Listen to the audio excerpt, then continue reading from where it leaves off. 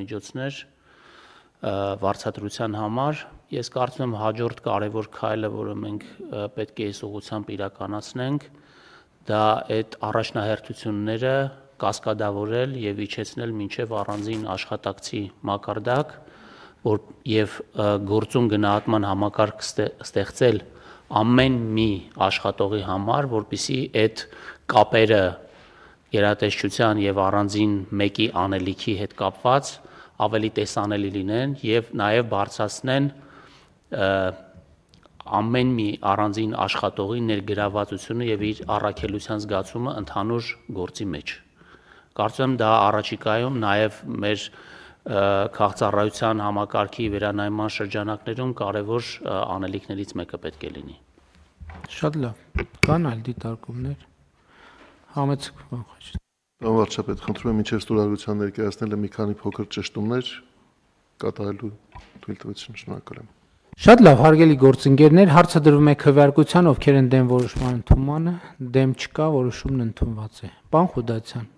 ես ուզում եմ մեր ուշադրությունը հրավիրեմ, որ մենք այս խնդիրը պետք է լուծենք նաև թիմի մակարդակում, սենց չի լինի։ Վարձատրության հարցը։ Պետք է լուծենք։ Պետք է լուծենք, ես հիմա չեմ բանանում, որ մենք հիմա մանրամասները քննարկենք, բայց ես, եթե չեմ սխալվում, 2 տարի առաջ դեռ, առնվազն 2 տարի առաջ, այս հարցով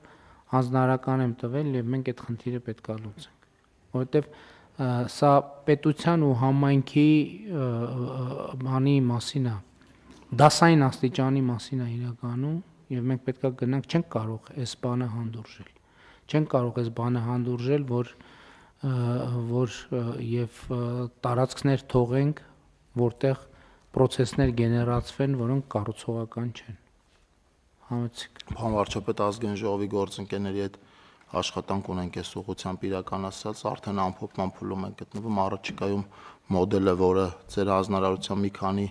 ուրեմն ցուցանիշների հետ է կապվում, կներկայացնենք ձեզ։ Ընդ որում այնտեղ հիմա այս մոդելի փորձարկման արդյունքները կարելի է տեղայնացնել նաև այնտեղ, որովհետև այնտեղ էլ ամբողջ պետքա կատարողականի հիման վրա լինի։ Հասկանում եք, Հայաստանի Հանրապետությունում չպիտի լինի իրավիճակ, որ դե գնացի գործի եկա տուն, ստացա աշխատավարձ։ Սա ֆունդամենտալ խնդիրն է։ Չպիտի լինի տենց ռեժիմ։ Գնացի տուն եկա տուն, գործի ստացա աշխատավարձ։ Դե լավ, այո, լավ, գնանք բան տենանք հələ։ Ինչ կլինի։ Եվ կողքից էլ ասենք մի հատ բան արի, բուտկա դրեցի Հայաթում, որ վաֆլի ծախեմ 2 կոպեկ բան անեմ։ Չպետք է, այդ ռեժիմից պետք է դուրս գալ։ Այսինքն պետք է աշխատավարձը լինի արդյունքի արտահայտություն։ Ինչ արդյունք ենք մենք տվել, հանրությունը ինչ է ստացել դրանից։ Եվ դա պետք է լինի տեսանելի, շոշափելի։ Եվ դա պետք է լինի, ստեղ իհարկե մենք խոսել ենք, պարոն Խաչատրյան, որ պլանավորման որակն էլ առանձին թեմա է, որովհետև նրբություններ կան։ Այսինքն տողը տող, բայց տողը կշիռ ունի եւ տողի կշիռ, բայց դա հնդածս կկարգավորենք։ Համայնքներում էլ նույնն է, որովհետեւ 1000-ը մի չափանիշ կա համայնքներում եւ այլն եւ այդպես շարունակ։ Այսքան նույն ընդհանրապես աշխատանքի բովանդակության որակի, որ այսքան տանջվում, չարչարվում ենք, պետքա ինքնաշխատ մեխանիզմներ դնել, որ ամեն տեղ այնքան ուժեղ լինի շահագրգռությունը, որ լրացուցիչ կառավարական, տեսչական, չգիտեմ, հսկողական, վերահսկողական օղակներից լրացուցիչ ջանք գործադրելու անհրաժեշտություն չլինի, որովհետև ամեն մի որակական խնդրեմը ինքնաշխատ եղանակով բերի որոշակի հետևանքների եւ ընդհակառակը որակական խնդիրների բացակայությունը բերի արդյունքների։ Կտեսնեք ոնց ամեն ինչը կդասավորվի ինձ, որ մենք ընդհանրապես այդ թեմաների մասին կմոռանանք։ Շատ լավ։ Քննարկում ենք հարց համար 27-ը վարչատարածքային բաժանման մասին օրենքում փոփոխություններ կատարելու մասին հարցը։ Զեկուցող տարածքային կառավարման եւ ենթակառուցվածքների նախարար Դավիթ Խութացյան։ Մեծարգո վարչապետ, հարգելի գործընկերներ, ձեր քննարկման եմ ներկայացնում Հայաստանի Հանրապետության վարչատարածքային բաժանման մասին օրենքում եւ տեղական ինքնակառավարման մասին օրենքում փոփոխություններ եւ լրացումներ կատարելու մասին օրենքների նախագծերը։ Սա ըստ էության համայնքների միավորմանն է վերաբերվում եւ միավորման 8-րդ փուլն ենք իրականացնում։ Կոնկրետես նախագծով առաջարկում ենք միավորել 9 համայնք, գոյություն ունեցող 9 համայնք 80 բնակավայրով եւ ձևավորել 3 խոշորացված համայնքներ 3 մարզերում, Ստեփանավան համայնքը Լոռու մարզում, ներառելով ներկայիս Ստեփանավան, Գյուլագարակ եւ Լոռիբերդ համայնքները, ընդհանուր 20 բնակավայր, Գորիս համայնքը Սյունիքի մարզում, ներառել ներկայիս Գորիս, Տաթև եւ Տեղ համայնքները, ընդհանուր առմամբ 28 բնակավայր եւ Եղեգնաձոր համայնքը Վայոց ձորի մարզում, ներառնելով Եղեգնաձոր, Արենի եւ Եղեգիս համայնքները, ընդհանուր 32 բնակավայր, փոփոխությունը իրականացնելուց հետո Հայաստանի Հանրապետության համայնքների ընդհանուր թիվը ներկայիս 70-ի փոխարեն կկազմի 64։ Խնդրում եմ հաստատել։ Շնորհակալ եմ, պարոն Խուդացյան, հարգելի գործընկերներ, եկեք արձանագրենք մի բան, որ մենք չունենք գետ մեկ դեպք, երբ որ համայնք խոշորացրած լինենք, հետո ասենք, վայ, ես ինչի սենց արեցինք։ Պետք է չանել սա։ Ընդհակառակը, մենք առանց բացառության բոլոր դեպքերում տեսնում ենք շատ կոնկրետ ազդեցություն համայնքի եւ բնակավայրերի կյանքի սոցիալ-տնտեսական իրավիճակի վրա։ Ուրիշ բան որ չվերցնենք, խոշորացված համայնքների սուբվենցիոն կարողությունները էականորեն եւ անգամներով մեծանում են։ Եվ սա շատ կարևոր արձանագրում է։ Իհարկե, նաև այստեղ քիչ առաջ ասվածի տրամաբանությամբ մենք պետք է համայնքային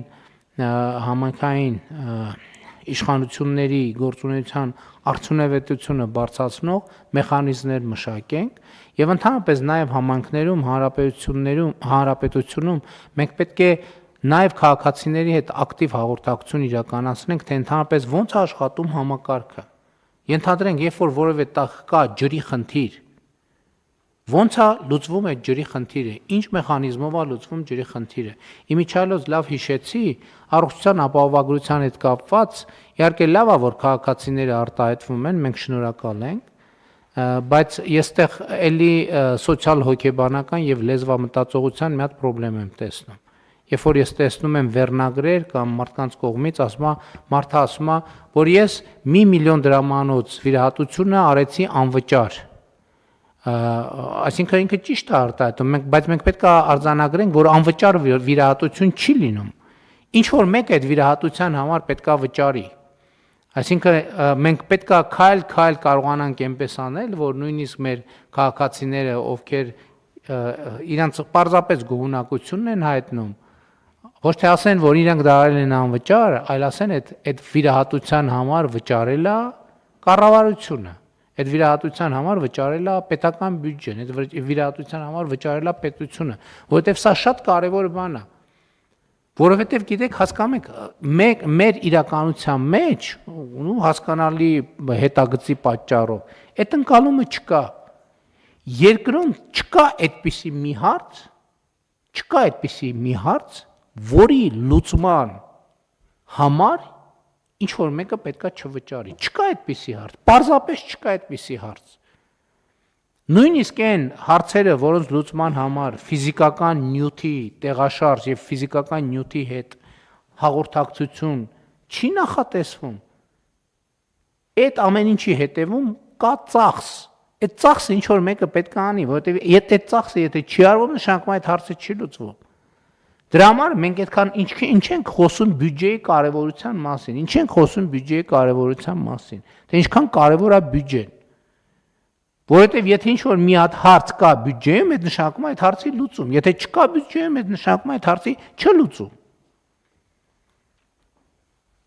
Իհարկե հաշվի առնելով նաև վերաբաշխումների եւ այլնի լրացնելու, հանելու, ավելացնելու, պակասելու հնարավորությունը։ Ես այնի համար եմ ասում, այդ թվում համայնքներում։ Երբ որ մարդը իր դարպասից դուրս է գալիս եւ տեսնում է, որ դարպասի դիմացը ցեխ է, ինքը ուզում է, չէ՞, այդ հարցը լուծվի, բնականաբար։ Բայց պետք է նաև հասկանանք, այդ հարցը ոնց կարա լուծվի։ Այդ հարցը կարող է լուծվի միայն այն դեպքում, երբ որ բյուջետային համակարգը աշխատի։ Ընդ որում բյուջետային համակարգ հասելով, մենք սովորաբար հասկանում ենք պետական բյուջե, որտեղ փող կա եւ որից ծախս է արվում։ Ոչ բյուջետային համակարգ սկսում է բանից, կրպակից։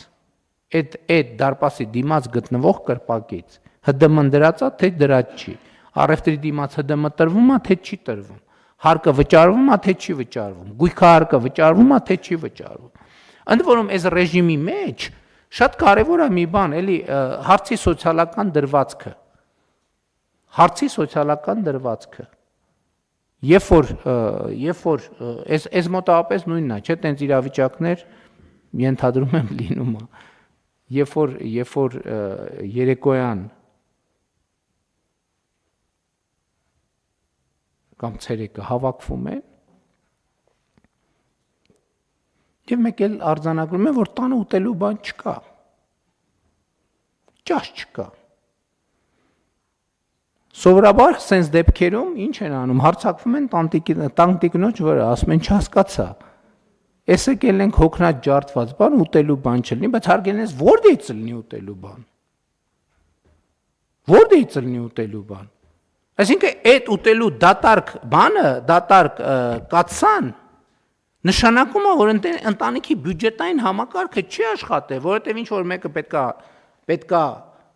բանաներ իր բյուջետային պարտականությունը կատարեր, այսինքն բերեր դներ եւ բյուջետային համակարգը ով որ բանը տան ֆինանսների նախարարությունը բաշխեր, պլանավորեր, գնար գնումները իրականացներ արդյունավետ, դա էլ հիշեցնեմ արդյունավետություն։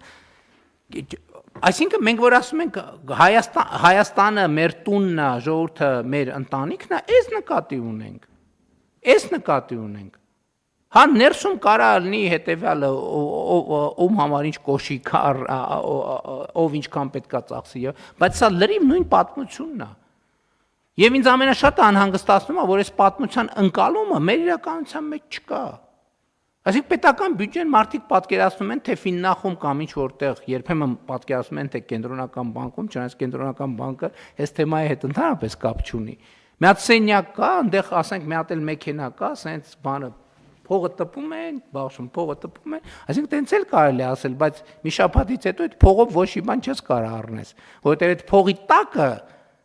աշխատանք չկա, արդյունք չկա։ Այսինքն եւ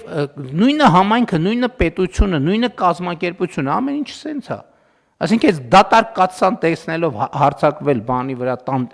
տանտիրու վրա, թե ինչի ճաշ չես էփե, բայց բան չկա էփելու, որտե՞ց էփի։ Հələ մի հատ էլ չենք թողում ինքը գնա աշխատի, որ եւ այս ընկալումը շատ կարեւոր է։ Վերադառնալով խոշորացման թեմային, էֆեկտը այստեղ է դա, որ